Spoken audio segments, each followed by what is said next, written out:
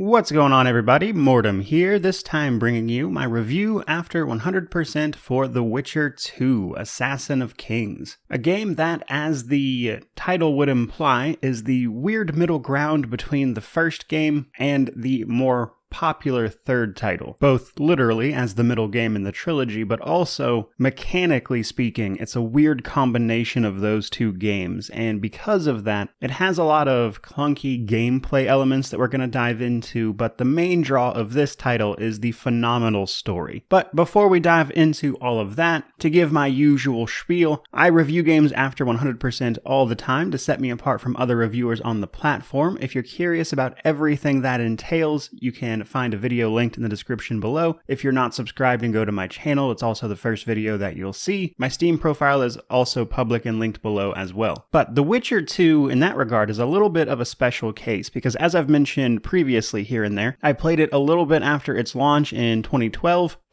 being when I played it. The game itself launched in 2011, and then I played through it some more in 2014 ahead of the launch of The Witcher 3 in 2015. In fact, in doing a little digging because I couldn't remember exactly what the case was with this, I played The Witcher 2 here shortly after my Steam account was even created. It's one of the first games I played, which means some of my achievements go all the way back to 2012 here, with even more of them being from 2014. In fact, achievement-wise, the only thing I had left for this review was simply 3 of them that I never got around to, 2 of which were real easy and I just never bothered to get, and then the third one was the Madman achievement, which was completing the game's Iron Man mode, which due to some buggy nonsense is more difficult than it would initially appear, which obviously we'll dive into. But my point in telling you all that is simply that this is a game I was already very familiar with, so with this review, there's going to be a fair amount of calling back to my previous knowledge or just a sort of refreshing of my own memory, because some things do in fact work a bit differently than my memory thought they did, I will say. Though with that in mind, there is going to be some spoilers for this. I will be spoiling some major stuff, though honestly, if you've played The Witcher 3, you kind of know how this ends already, so it would kind of be hard to spoil anyway, at least in my opinion. Though right at the beginning here, I do want to include a section about getting this game to run, which may or may not wind up being an issue for you if you try to play this, which is why I'm including it. The Witcher 2 isn't that old, but it is old enough that we are pretty recently starting to see some issues with getting the game to run, which is largely due to the older version of the Red Engine, which this game was built on. It has some peculiarities that can lead to some issues with modern hardware. And to be honest with you, it's more about the launcher for the game than it is the game itself, though the game itself is a little odd as well. So very recently, with higher end CPUs like 16 plus cores, the launcher doesn't seem to know what to do with those. So what you have to do to get the launcher to actually launch the game on PC is to go into Task Manager and force the launcher to use just one CPU core. There are a few other ways to work around this, such as forcing the game to launch without the launcher at all. But the reason I wouldn't recommend actually doing that is because another strange thing about The Witcher 2 is that most of your game options are done from the launcher, not in the actual game. So if you want to set graphic settings or change input keys, all of that is handled through the option menu of the launcher.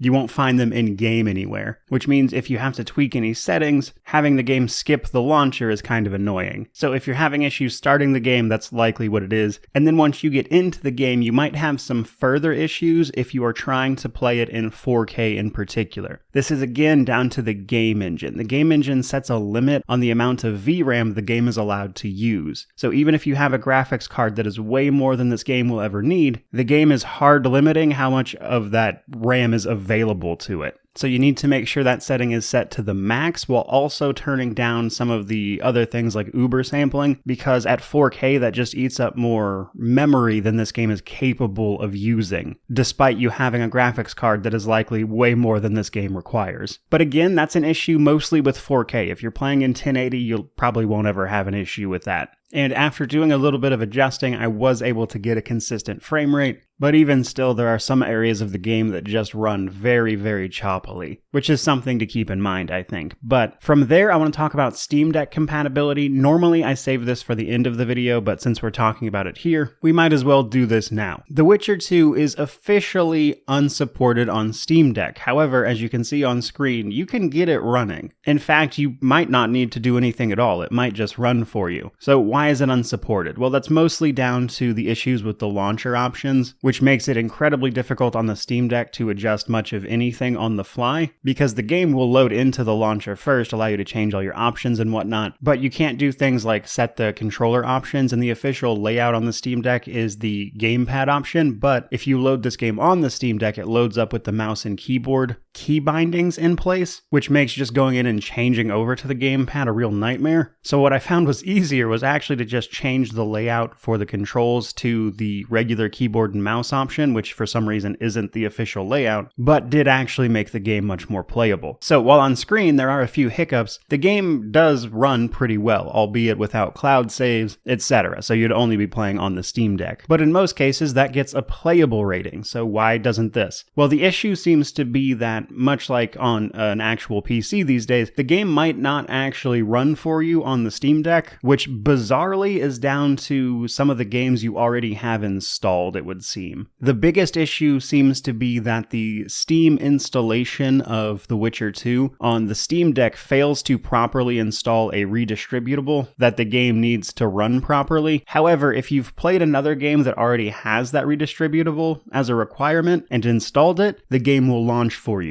It's also possible to have issues with the launcher here preventing the game from actually running, which is where setting launch options in Steam to skip that might actually work out for you. But if you ever need to change the options, you're in for an annoying time. And because of those things, it's hard to really recommend playing this on the Steam Deck, which is why it's labeled as unsupported. But if you really want to, yes, it is possible. And in fact, in my experience, despite having a 4090 and a 13900K, this game ran a little bit smoother on the Steam Deck down to things like the smaller resolution, etc., which is kind of funny. But with all of that out of the way, let's actually start talking about The Witcher 2 and some of the things you can expect. Now, right out of the gate, it is possible to import your save from The Witcher 1 into The Witcher 2. This will not have a gigantic impact on the game by any means, but it will change a few things. If you don't have a save to use, it uses a default world state, but to be clear, all of this game's 16 different endings are very much so achievable without a import save or anything like that.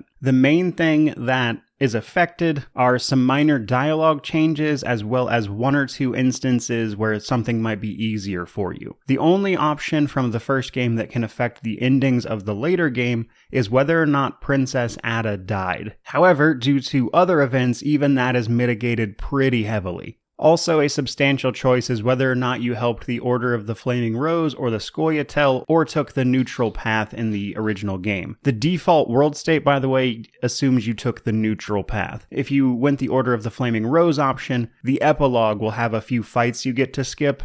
And if you sided with the Scoia'tael, some of Yorveth, the character in this game's dialogue, will change a little bit. In terms of gameplay, the most substantial thing this will change is handing you some of your items from the first game, which will make the first act of this game much easier, but after Act 1, this stuff is mitigated to being useless. So importing a save will affect your game a little bit, but not in a huge way. I wouldn't worry about it if you don't have a Witcher 1 save to use. From there, the game asks if you would like to participate in the tutorial, and if you've never played this game before, I would highly recommend that you do, because the tutorial will show you the basics, the key bindings for them, which again is not something available in the in-game options, so you can't even look it up in-game to tell what those keys are, and a tutorial that tells you isn't a bad way to go. At the end of it, there is also a sort of combat arena that will test you and tell you what difficulty is recommended for you. For me, this actually bugged out a little bit, and it stopped spawning enemies, and I was forced to just leave the arena after a little while because nothing was happening. Though in my case, I already knew what difficulty I wanted to play on, so let's talk about difficulty a little bit. We've got easy, normal, hard, dark, and insane. Easy, normal, hard are very straightforward. Regular version of the game just changes how much damage you take and deal. Dark and insane are where things are a little more interesting. Dark is very difficult. Most things will be able to kill you in like 2 hits, and you're going to be fighting a lot of enemies. When I had played this game previously, beating the game on Dark was kind of the big achievement for me back in 2014. So once I finished that, I was like, alright, I'm done. Though hilariously, nowadays I think it would be a little easier where I understand some of the mechanics a bit more from reviewing hundreds of games. But another key thing about Dark difficulty is that that it adds a variety of new armor sets to the game that actually have set bonuses associated with them, which can turn you into a bit of a life leech where your attacks will siphon vitality off of enemies, which is pretty cool. And then we have Insane. This is an Iron Man mode, but while it is positioned on the list as harder than dark, that's not entirely true. Insane mode is actually hard mode, but Iron Man version, so if you die it deletes all your saves. However, you can save still as many times as you want, but once you die it will delete all of the saves for that file. And technically it doesn't even delete them, it just won't let you load them. Though, hilariously, the combat of this game is actually the easiest part of the Iron Man mode run that I did, with many of the problems, I would say, actually being propped up by the sort of general jankiness of the title. Problems like enemies attacking you before the game actually even loads and let you move, delays on when your sword and stuff will draw, when you start combat, that kind of thing. And then not to mention the many QTEs of this game that can see you dying immediately. A lot of one-shots happening. So ironically, those things were more difficult to deal with than the regular combat. But last thing on difficulty is that, like a lot of RPGs, the game has a sort of reverse difficulty curve. The beginning of the game is the hardest, and by the time you get to Act 2 and 3, you'll likely be tearing through it, as enemies don't really scale up. Like a Necker in Act 1 is the same as a Necker in Act 3. They don't get more health or better stats, so being swarmed by them in Act 1 is worrisome, but in Act 3, you're likely going to be one-shotting them, provided you've been upgrading your equipment. From there, let's actually finally get into the story a little bit. The story of The Witcher 2 is the best part of the game, by far. As I mentioned earlier, definitely going to be some spoilers here, but again, if you've played The Witcher 3, you kind of know how this ends already. And given The Witcher 3's wild popularity in comparison, you probably have. But the story of The Witcher 2 takes place roughly 1 month after the end of the first game, which saw a Witcher attempting to take the life of King Foltest and being thwarted by you. Ever since, the king has forced you to be his bodyguard, basically, which is further reinforced by the game's opening cutscene showing the assassination of King Dimavend. Our character, however, starts off in prison, actually. And then from there, we are interrogated by one Vernon Roach, head of the Temerian Special Forces, who tries to get our side of the story about what happened the day of King Foltest's murder. Because, as the prologue of the game shows us, a second attempt on King Foltest's life is actually successful, and you are found over his corpse right after it happens, so the prologue sets all of this up for you, while also familiarizing you with some of the game's basic mechanics and controls. Some notable things about the prologue are that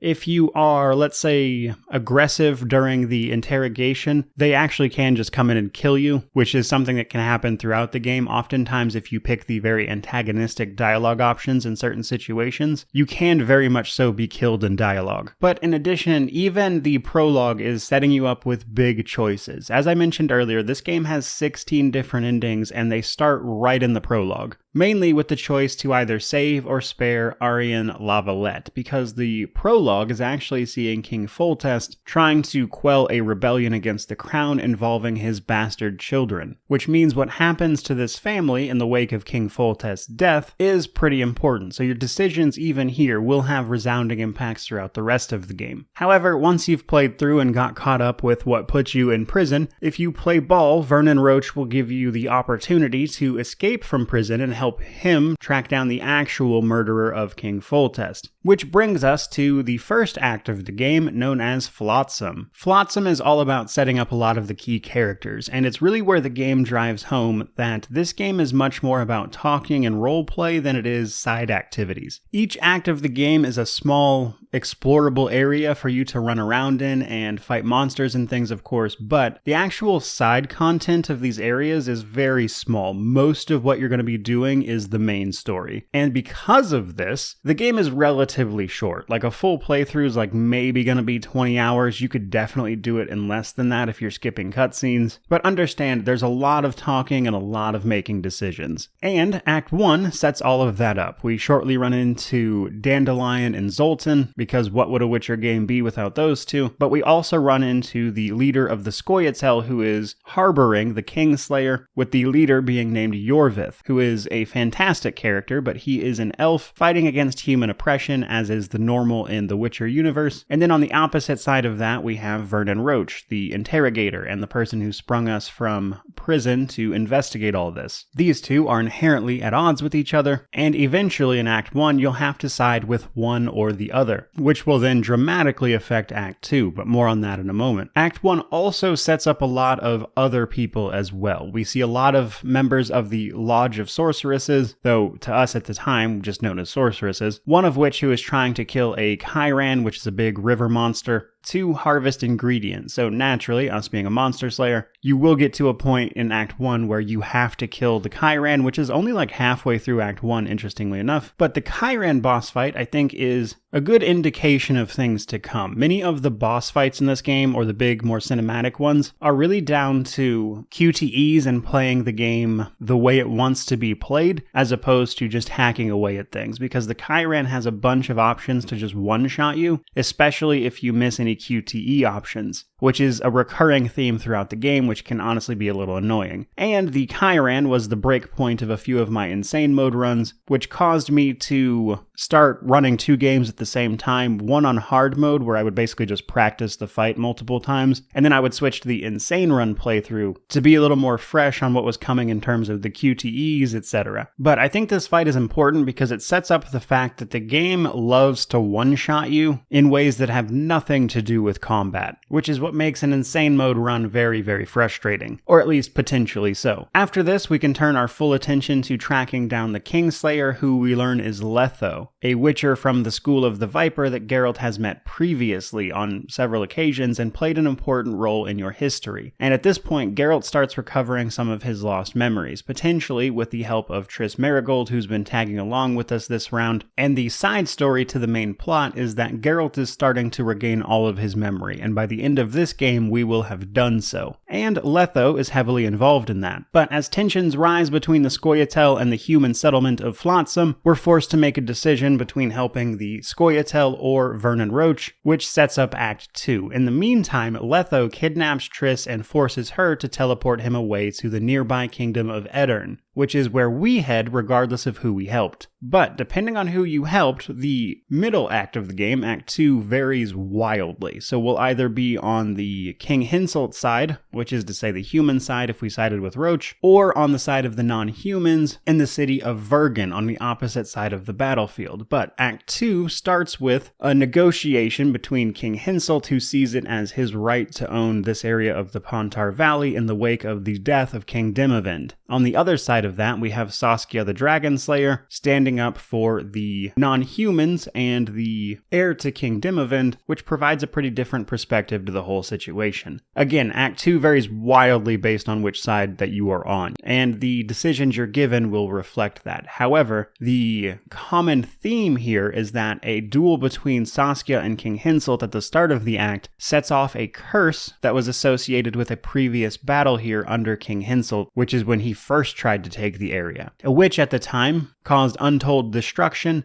and was put to death for it by King Henselt, but upon burning at the stake, she cursed him and his armies, and he meets the conditions of this curse as this act plays out, which leads to this big phantom battle playing in between the two sides, and your job as the Witcher, regardless of which side you're on, is to sort this out, which will see you crossing the mist a couple of times to see the other side, and depending on which side you're on, you'll learn various things or have different choices available to you, many of which are pretty satisfying to play through. However, eventually you'll be able to track down that Letho, the Kingslayer, was nearby. They attempt to assassinate King Henselt, and this is where it is revealed that Sheila, the witch from the first act trying to fight the Chiran, is actually the person who has been ordering the assassinations, and that they're all headed to Loch Muin, which is where there will be a big delegation to decide how the northern kingdoms are going to deal with essentially the entire destruction of Temeria when King Foltest died, as well as the further problems potentially caused by other kings' deaths, etc., etc. The mages, the sorceresses, and the witches, etc., are all trying to set up the conclave again, which is a sort of set magical council that has say-so over the leadership of the realm. So basically, we also need to get to Loch Muin at this point. And who we arrive with depends on who we've helped out up to this point, and what we know going into this also depends on which side we've taken. But Act 3 is where things start to quickly come to a head. Act 3 is pretty short. It's also much smaller than the other acts of the game, which already weren't very big. The main option you're presented with here is whether or not to save Triss Merigold, who's been missing up to this point. You've been tracking her alongside other things, or to help out either Yorveth or Vernon Roach, whichever one you sided with throughout the rest of the game. Whoever you save here will have an impact on how the delegation plays out, but ultimately the Lodge of Sorceresses will be revealed, of which Triss has been a member, which she hasn't told you about, which is important because you are potentially her lover up to that point. Though regardless of that, this culminates in a fight against a dragon that has been showing up throughout the game, which I haven't mentioned up to this point, and then ultimately a confrontation with the Kingslayer himself, Letho. The dragon serves as sort of the final boss, but you can also potentially fight Letho as well, which can be a lot of fun. But to give an example of how varied this game can be, if you take the Vernon Roach side the first time, you won't really know much of anything about the dragon. But again, spoilers here. If you take the Yorveth side of things, you can potentially learn that Saskia the Dragon Slayer isn't a dragon slayer, she is the dragon. But she's also being sort of mind-controlled by the Lodge of Sorceresses at that point, which puts you into a direct confrontation. And I will say, the dragon fight is probably the most broken fight in this game. If you know what you're doing, it's possible to sort of cheese the dragon fight where it sort of shimmies around the tower non-stop and never gets a chance to hit you. But it is a dragon, so trying to fight the thing traditionally is likely going to wind up with you dead in just a couple hits.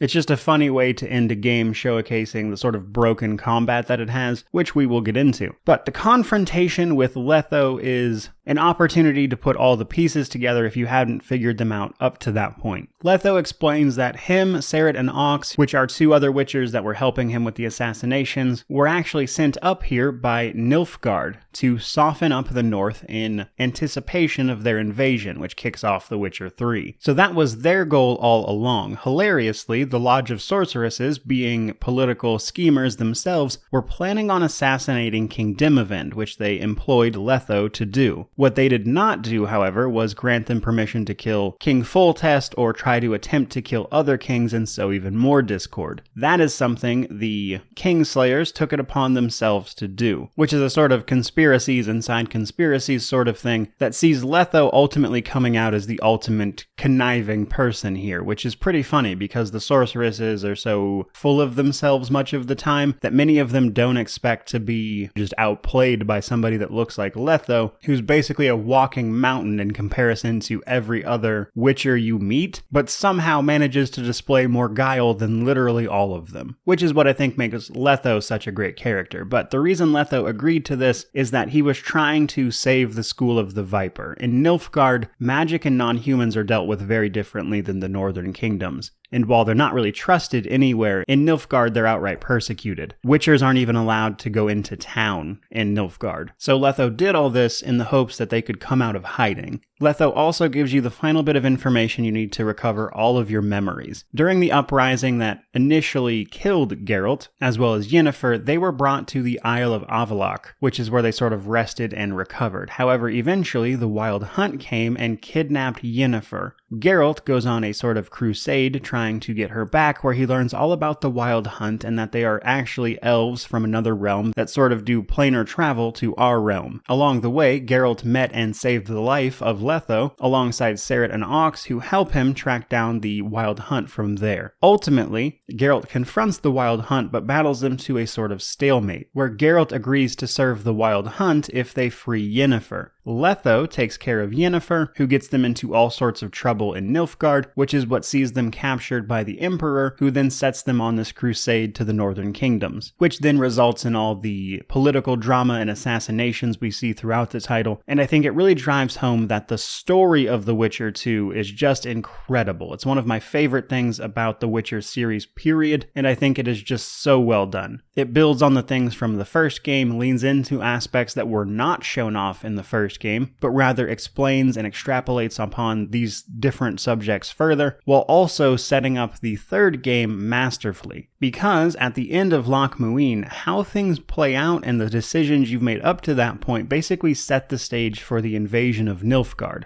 Because that happens no matter what. So many of your decisions and what you've done up to this point, in theory, tells you how either weak or prepared for this invasion the Northern Realms will be. Now, I will say, unfortunately, The Witcher 3 throws almost all of that away, outside of a few instances. So while The Witcher 3 is a great game, I do think probably the worst thing about it is actually that it doesn't keep a lot of the ridiculous stuff you could get up to in this previous entry. And while you can import saves and make a few decisions in The Witcher 3 that can potentially incorporate your choices from 2, it's very minor stuff, and doesn't really represent the 16 distinct endings you can get in The Witcher 2. But overall, I really do love the story of The Witcher 2. It's one of my favorite stories in gaming, and easily the best part of this game, because as we're going to get into from here in terms of mechanics and combat, The Witcher 2 leaves a lot to be desired. Though before we jump into that, one last note on the story. While it kind of makes sense, since Witchers are ultimately sort of superhuman mutated super soldiers, a huge recurring theme throughout The Witcher 1 and 2 is the amount of people that are willing to take advantage of a Witcher with amnesia. Because almost everyone Geralt meets is playing their own game, knowing more about his past than they're willing to tell you about, including even the people that are really close to you. And in many cases, they try to sort of play this off here and there, but it's very clear throughout the first 2 games that people are just taking advantage of what they know about you. Even the people who are meant to be very close to you, which includes Triss Merigold, because she's been a member of the Lodge of Sorceresses and they've been using her relationship with you to get you to do things they would like. According to Triss, in a conversation you can potentially have, she didn't know about the assassinations. They basically started cutting her out of the loop, but it's still very clear that they used you and her to some degree to their own ends. And I think it really drives home how, in a world like The Witcher, even somebody like Geralt, who is incredibly capable, is very prone to the whims and machinations of things beyond your control, basically. Which is one of the things I like about the story. But all of that stuff out of the way, let's actually start talking about some of the gameplay and how some of this works. So progression-wise, this game is very simple. You'll be leveling up. Every level is basically 1,000 experience per level. You'll earn experience from killing monsters and completing quests. Mostly from completing quests. Killing monsters does not give you a ton of experience, but will give you some. You can potentially get to about level 35, with each level granting you a character point. These being divided into trees, sort of basic, and then mage, alchemist, and swordsman. The first 6 levels of the game, you have to put points into the basic skill tree, which will give you the ability to do things like parry arrows, have more vigor regeneration, which we'll get into, potentially use throwing knives, or just get some more health, that kind of thing. And then you'll be able to move on to the other 3 trees, which will dictate your playstyle a little bit. Each individual node, if you will, along this character screen, though, is actually a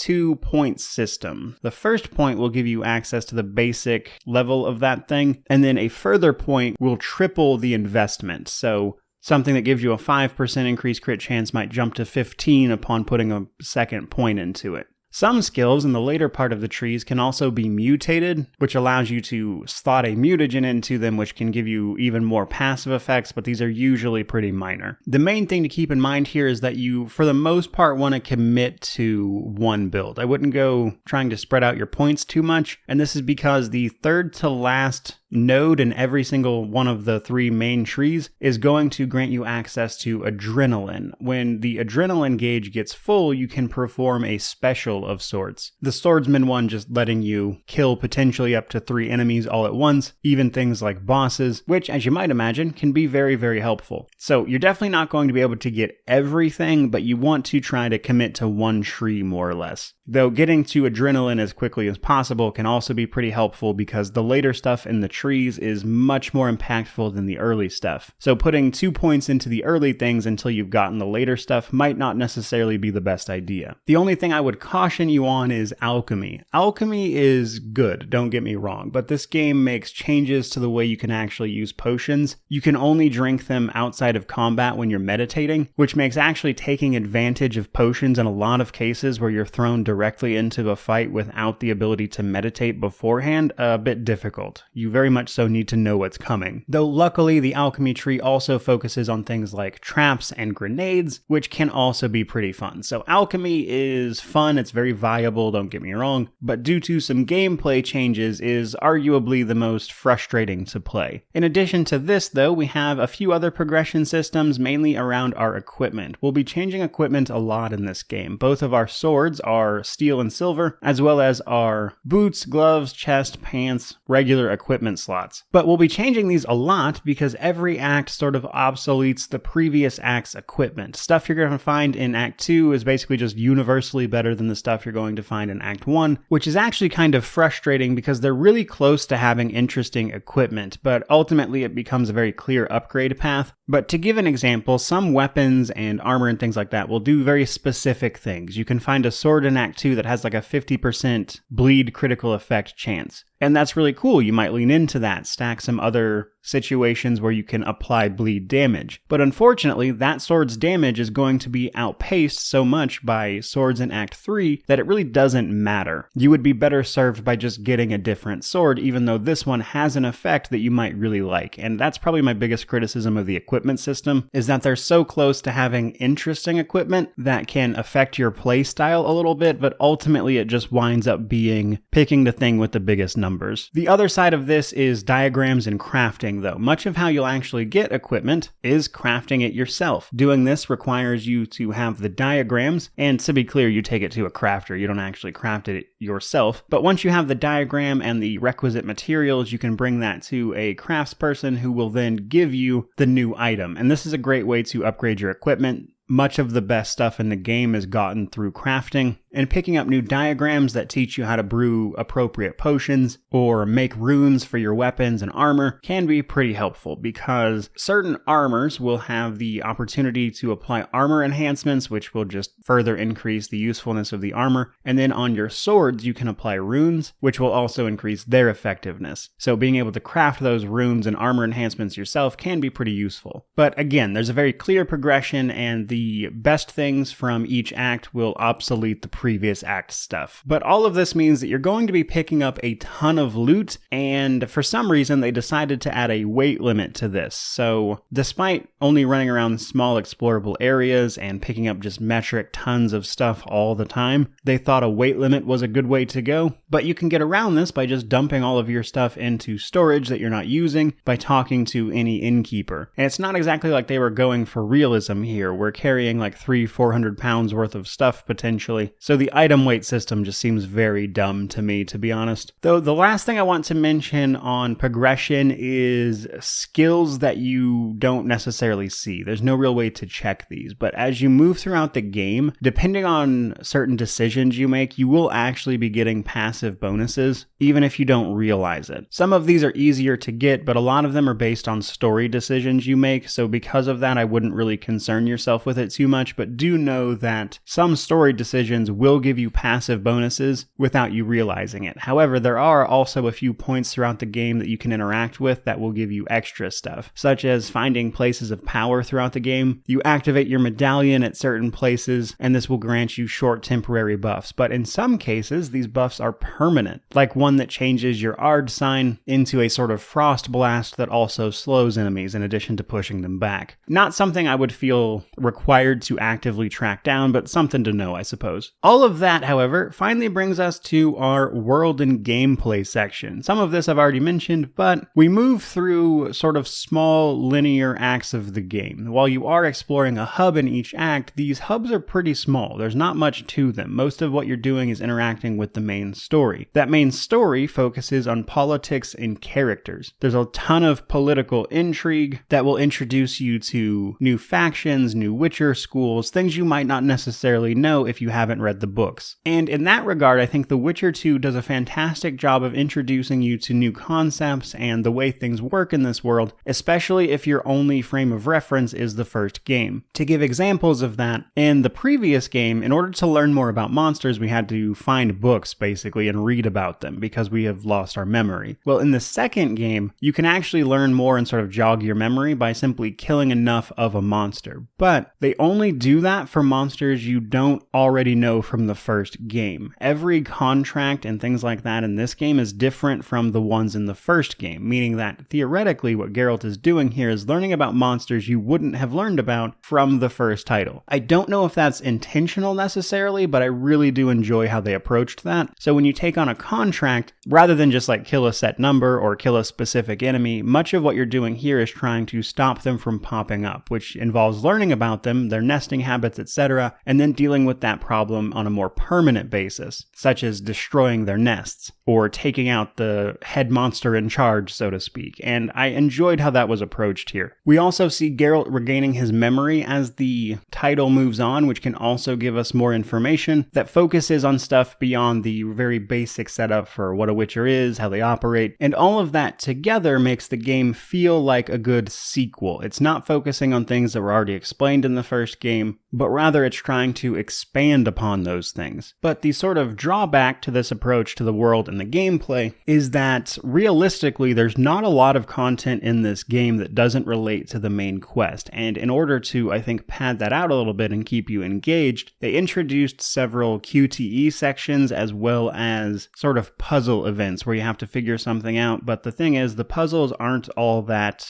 challenging, and there's not really much of a drawback for failure outside of maybe having to fight something instead. And then the quick time events are annoying and they feel a little out of place, to be honest. Quick time events in general have fallen out of favor here recently, but at the time this game was made, they were all the rage. And while they can certainly lead to moments that feel a little more grandiose, it does feel ridiculous that you play this game and die more to quick time events than you ever do in combat. And while that might sound a little silly, to be clear, they even put the quick time events in some of the combat, like we see with the Kyran fight. And to go from just actively engaging in the combat to suddenly out of nowhere dealing with a quick time event you didn't know was coming can lead to a lot of really annoying deaths. And it really does feel like those gameplay elements were added to pad out the time, which is why I don't think you really see them in the third game at all. While that might sound like a relatively minor issue, it's really exacerbated by this game's combat system, which is arguably the worst thing about this game. Which brings us, naturally, to the combat section. The most important things to know about combat off the top of my head are that it has some good ideas, it expands upon some things, but the execution is very poor. Much of this is handled much better in the third game after they iterated on some ideas here, but combat is also this weird middle ground between the first and third game, whereas the first game was actually more of a stat-based system where what you were seeing on screen was mostly fluff. In The Witcher 2, they switched to a more action-focused system, but it doesn't always work, and I think this is down to some engine things behind the scenes where what you're seeing on screen does not always line up with what is actually happening, which seems to be a bit of a holdover from the first title. Which is why you might notice very quickly that the hitboxes in this game are absolutely broken. I'd be lying if I said I understood the specifics of it, but basically what you see on screen and what the game registers don't seem to be in line with each other much of the time. And this is important because if you get hit in the back, you take double damage. There's a trait that you can get that will sort of drop this down to regular damage, but in many fights against things that have like a big wide swing or you dodge roll out of the way, the game might still register that you got hit in the back instead, which can lead to you out of nowhere seemingly taking huge hits to your health that feel kind of ridiculous. And much of getting to grips with the combat in this game is down to learning the ins and outs of that and how you can use it to your advantage in some cases, because this is something that will affect enemies as well. For instance, they have their own problems. Many of them are leashed to a specific area, which won't really help you in boss fights, but many enemies will only hang out in a certain area. So if you can find the edge of the area they're leashed to, you can just kind of break their AI. But nonetheless, combat consists of light attacks, heavy attacks, parrying, vigor, adrenaline, throwables, traps, and a few other things. So we have our 2 swords, of course, steel for humanoids, and silver for monsters, with which we can make light and heavy attacks, but the enemy will occasionally block, and we can block as well via a parry. Attacking a blocking character will usually stagger you in some way, opening you up for counterattacks, which is much the same with the enemy as well. Some enemies you'll be able to basically stun lock to death simply by attacking them. Others will break your combos with the occasional block, which you have to watch out for, which leads to some patterns you need to learn for certain enemies, which is where the rest of the mechanics come into play. We have our basic parry, which is our version of a block. However, this largely works off of vigor, which are the sort of yellow charges below our health bar. Blocking or attacking while you don't have full vigor will be at reduced effect. Parrying without vigor will reduce damage, but you'll still take some.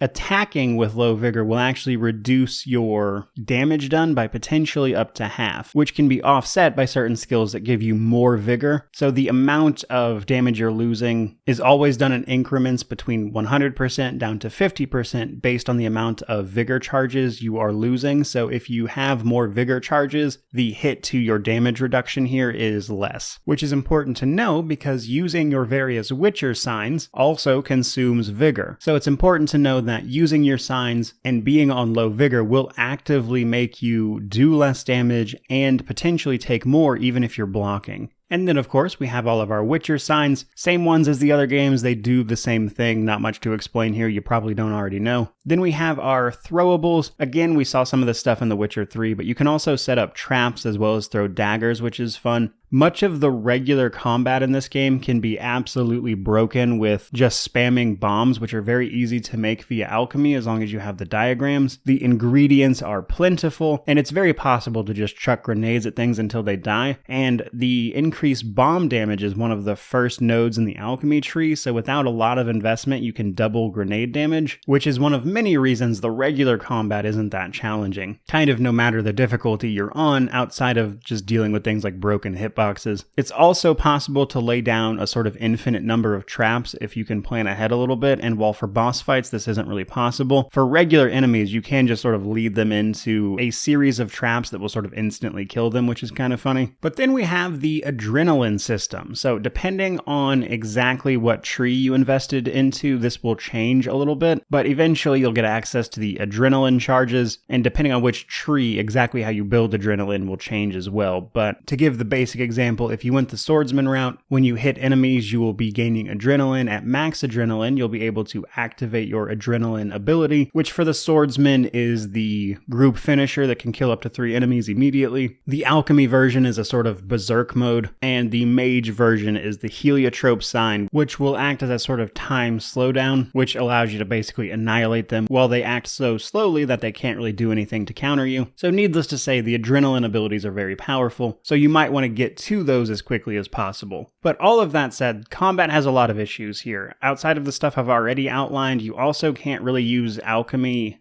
that is to say drink potions or anything, during combat. You have to go to the meditate screen where you can drink up to 3 of them or potentially 4 to prepare for a fight. So there's no drinking things on the fly, and this includes healing abilities. So things like Swallow or White Raffords, many of which come with downsides anyway, like White Raffords will actually kill your damage, which makes drinking potions based on certain situations much less useful, honestly, because unless you know exactly what is coming up, like on a second playthrough, you're just not likely to get a lot of use out of it, which I think was a bit of a step back, frankly. And then we just have the general jank of the game. There are several times where you'll enter combat while exiting out of a cutscene, and there's a slight delay on when you're able to actually move versus when enemies do, which means it's very possible to start getting hit before you have any chance to do anything, because even once you see your character on screen, there's a moment more before you actually draw your sword and can actually move, which means you can start taking damage before a fight even technically starts. So broadly speaking, the combat is still more of a stat-based system hiding behind the veneer of an action-focused system, and as a result, there's a lot of little quibbles with this where things don't line up exactly so, which can lead to a lot of sort of janky combat encounters. And while once you get used to it, you can certainly have some fun still, it's a very janky system that thankfully the third game mostly worked out. That brings us to a small note on DLC. Technically speaking, this game did have DLC, and it's all included with the Enhanced Edition, which is likely what you would have access to today, but all of it is real minor. It's mostly just items you'll get at the start of the game that are only helpful for a little while, alongside the occasional extra quest and things here and there, so I wouldn't really worry about DLC, but yes, technically there is some, though all of it's free. There's no like big DLC you need to pay for, just in case you happen to be wondering. That, though, does finally bring us to our positives, negatives, and then we will wrap this thing up. So on the positive side of things, the story as well as the choice and consequence are my favorite of the Witcher series. While I appreciate that the first game was much more of an RPG than the next two in line, and while I appreciate that many of the gameplay systems in The Witcher 3 work a little better and have a higher level of polish, The Witcher 2 is my favorite in terms of the story. There are just so many options, so many ways to play through it that it makes it highly replayable even though it's a short game. And seeing how a lot of that plays out, which can be wildly different depending on which side you go with, and seeing all those 16 different endings is very rewarding. And I do think it's a shame that The Witcher 3 throws a lot of that out of the window. It does take into account a few things, like whether or not you decided to kill Letho, but because this game had so many branching paths and endings, they kind of just pulled all that together to make The Witcher 3 into a more cohesive experience, and I can understand why they did that, but it's still a little bit of a bummer. But nonetheless, the story and choices in this game are fantastic, easily the best part of it. And then we have all the additions of the new gameplay elements, things like the grenades, the throwing daggers, the adrenaline abilities. A lot of that stuff is fun to engage with, and it really pushes the availability of what's on offer and gives you some stuff to play around with, and that can be a lot of fun to engage with as well, despite the combat being kind of broken. With the other big positive that this is not a game that's really wasting your time. Everything there is there for a reason. Even the side quests are pretty engaging. There's a lot of back and forth. There's a mystery involved. You might be learning something pertinent about the world. So while there's not a lot of side content per se, they make quality use of it. So a short, tailored experience that has a fantastic story is most of the positive aspects of this game. Now on the negative side, there are quite frankly a lot of them. First and foremost, the combat and the hitboxes and things like that, it's just broken. You can kind of learn to live with it, but the hitboxes in particular just do not work as they would like to present them as working, which can lead to a lot of frustration. But even beyond the hitboxes, there's a lot of other sort of janky little problems this game has. All of the options, graphical settings, etc. are handled in a launcher that you can't touch in the main game. Things like the audio levels are really weird. There's times where one character will seem to be whispering while the person next to them is talking at a normal level. The sort of life simulation, so to speak, for the town hubs is somehow worse than the first game, where even The Witcher 1 NPCs and stuff had a bit of a cycle. You'd find them at different places at different times of day. They were doing little things. Yeah, none of that's really present in The Witcher 2 at all, with each area having incredibly minor differences between night and day. And then there's the fact that despite being a monster slayer, you don't get a lot of benefit from actually killing monsters out there. If you're not killing monsters for a quest, it's usually a waste of time. Because resources are plentiful, you'll get more than you'll ever need just by playing the game normally. So grinding monsters for XP is even out because you don't really get any XP, or at least enough of it to make a difference. Most of your XP comes from completing quests. So in a game where we play a monster slayer, exploring and killing monsters seems to provide no actual benefit. And because of that, it's just a lot of weird sort of janky systems that exist to facilitate the otherwise phenomenal story, which brings me to my conclusion. The Witcher 2 in some ways is different from what I remember. I have learned a lot more since then, and I guess it's easier for me to take advantage of sort of broken game mechanics than it was back in like 2012, you know? But overall, I would say The Witcher 2 is a bit of a game of extremes. The things it does well, it does really well, but the things it does poorly are really bad. The story's wonderful. You could replay it several times, learning new things and doing different things each time, but on the gameplay side of things, a lot of it just isn't well done. A lot of it, in some cases, can just be broken. On top of the fact that this is an aging game that, as the the start of this video told you, is starting to have problems running correctly. And because of all of those things together, I look at The Witcher 2 much in the same way that I look at Planescape Torment, which might seem a little bizarre to people, but much like Planescape Torment, I love the story of this game. It's really well told, there's tons of choices and consequence, it's incredibly well done. However, I don't really care for most of the actual gameplay. While it can be decently engaging, sure, I wouldn't consider it a good time in most cases, especially by comparison to just about any game today, or honestly any game with systems that actually work 100% of the time. But nonetheless, it is still playable. It's certainly very flashy, and for some people, that's going to be enough. And for me, this was sort of a wonderful trip down memory lane. But at the same time, it also helps to take the rose-colored glasses off sometimes, because in some ways, this game is even more broken than I remember it being, which I think is where the game is really starting to show its age. So as a recommendation that I'm sure people have been waiting with bated breath to hear about, The Witcher 2 is worth playing through for the story. But if you're looking for a game with great gameplay, this just isn't it. But luckily, the story and the world of The Witcher does most of the heavy lifting, with everything else being at least passable in most cases. So if you're playing on like normal or easy, you're likely to not even run into some of the major problems that present themselves when you start trying to deal with anything on a higher difficulty, where these problems become much more apparent because the focus is put on them. For those reasons, The Witcher 2 is a game that I think gets worse the higher up you go in the difficulty settings, because again, they highlight the worst aspects of the game. But if you're looking for a game with a phenomenal plot set in a universe that a lot of people enjoy, then The Witcher 2 is definitely a great game for that.